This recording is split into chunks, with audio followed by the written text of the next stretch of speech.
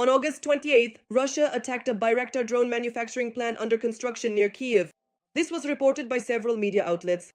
According to their information, the facility was seriously damaged. This is already the fourth attack on the site in 6 months. Turkey has reported investment losses amounting to millions of dollars. It is known that the plant has been under construction in the Kyiv region since February 2024.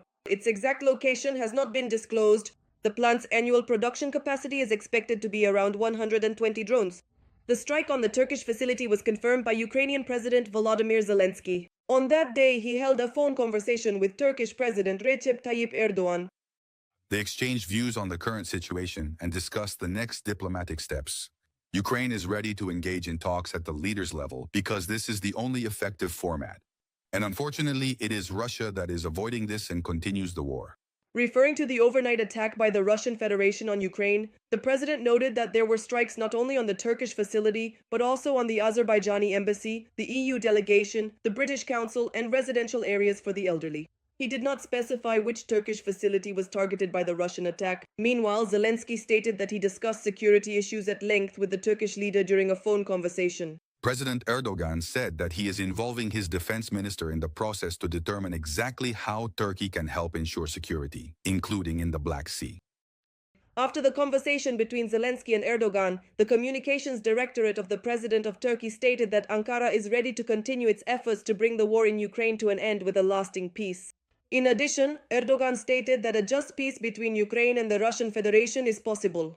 Negotiations must continue, and Turkey is ready to do everything in its power to facilitate peaceful contacts between Kyiv and Moscow at the highest level. Russia has allegedly abandoned its plans to fully control the 4 regions of Ukraine that have been partially occupied since 2022. This was stated by Turkish Foreign Minister Hakan Fidan. According to him, during the third round of Russian-Ukrainian negotiations in Turkey, concrete positions from each side were presented for the first time.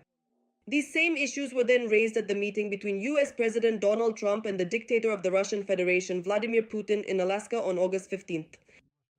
Let me put it this way. Previously, the Russians intended to seize all the administrative borders of the 4 regions. Now they have abandoned these demands, and except for one location, they remain within the line of contact. According to Fidan, this concerns the transfer to Russia of the remaining 25 to 30% of Donetsk region that has not been captured, as well as holding positions along the line of contact in the Zaporizhzhia region.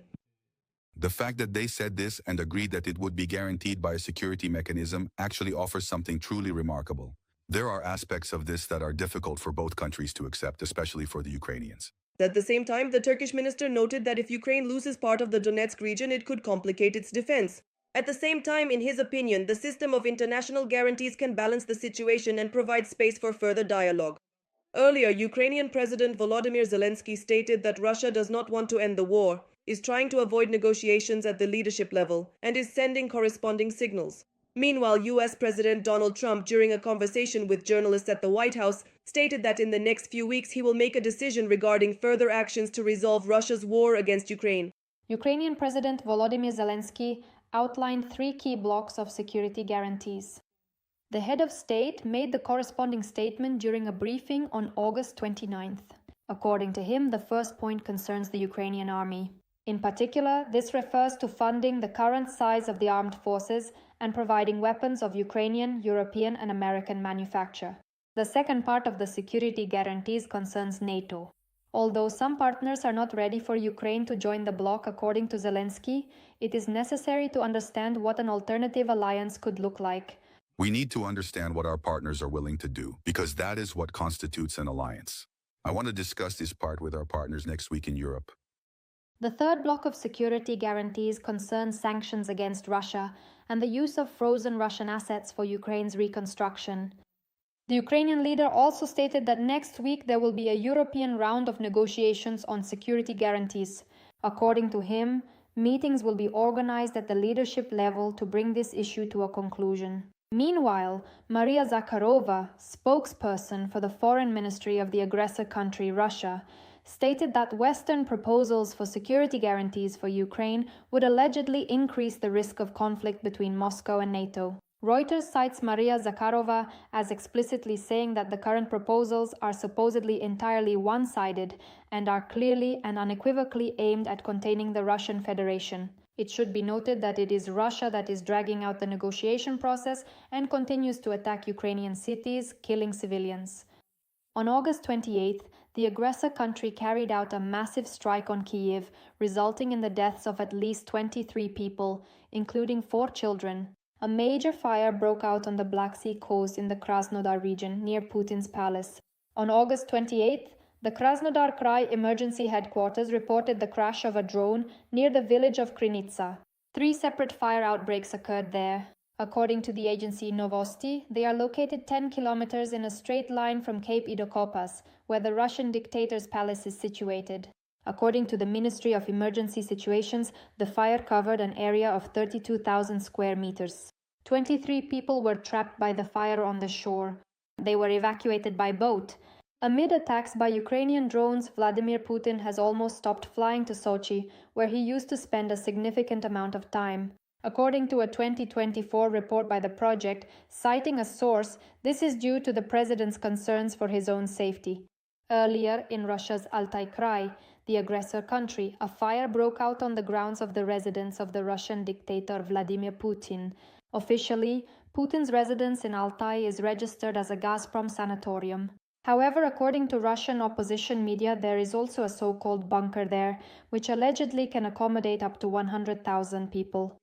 It is reported that information about the secret construction in the Ongudai district of the Altai Republic emerged in 2010. Up to 3 billion rubles were spent on this project. In 2011, security guards denied Novaya Gazeta correspondents access to the territory, saying that the specially protected facility was intended for the recreation of the country's top officials. U.S. Vice President J.D. Vance stated that he is ready to lead the country if something happens to American leader Donald Trump. He said this in an interview with USA Today.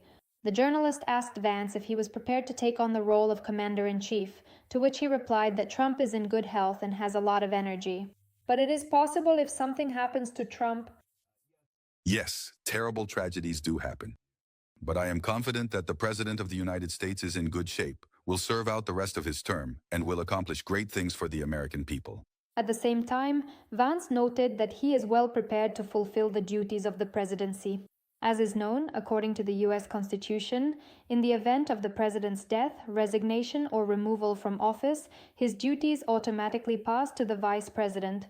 It should be noted that in July of last year, there was an assassination attempt on Donald Trump. At that time, he was shot during a speech at a campaign rally. However, the politician escaped without serious consequences. Meanwhile, Trump's approval rating has dropped to a new record low for his second term as the American leader. The relevant data is published by The Hill. According to the poll, only 37% of voters said they approve of the president's actions, while 55% are dissatisfied with his performance. Meanwhile, the president of Portugal, Marcelo Rebelo de Sousa, made a sharp statement about Donald Trump. He essentially called him a Soviet or Russian asset. De Sousa believes that Trump, who presents himself as a key mediator in resolving Russia's war against Ukraine, has done nothing to help Kyiv. The Portuguese president in particular recalled the unfulfilled promises of the American leader regarding the imposition of sanctions against Russia. The Armenian consul, Ashken Alexanyan, was detained on charges of espionage in favor of Azerbaijan. According to the newspaper Graparak, citing sources, the detention took place 2 months ago, but the incident was kept secret in order not to provoke an international scandal. It is reported that after the arrest, employees of the National Security Service searched the building of the Armenian Ministry of Foreign Affairs. In particular, they checked computers and examined documents.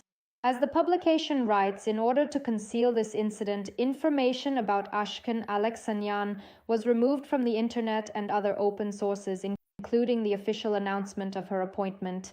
It should be noted that recently relations between Yerevan and Baku have been improving. In July of this year, Azerbaijani President Ilham Aliyev and Armenian Prime Minister Nikol Pashinyan held their first bilateral meeting without Kremlin mediation. Although the politicians' negotiations were held behind closed doors, a number of media outlets reported positive results, and some sources indicated that Armenia and Azerbaijan might sign a peace agreement as early as December this year. According to the Azerbaijani press, progress in the negotiation process was facilitated by the parties reaching an agreement on the Zangezur corridor, which had long been a stumbling block between the countries. In addition, the efforts of Azerbaijan and Armenia to advance peace are supported by the President of the United States, Donald Trump, as well as the Turkish leader, Recep Tayyip Erdogan.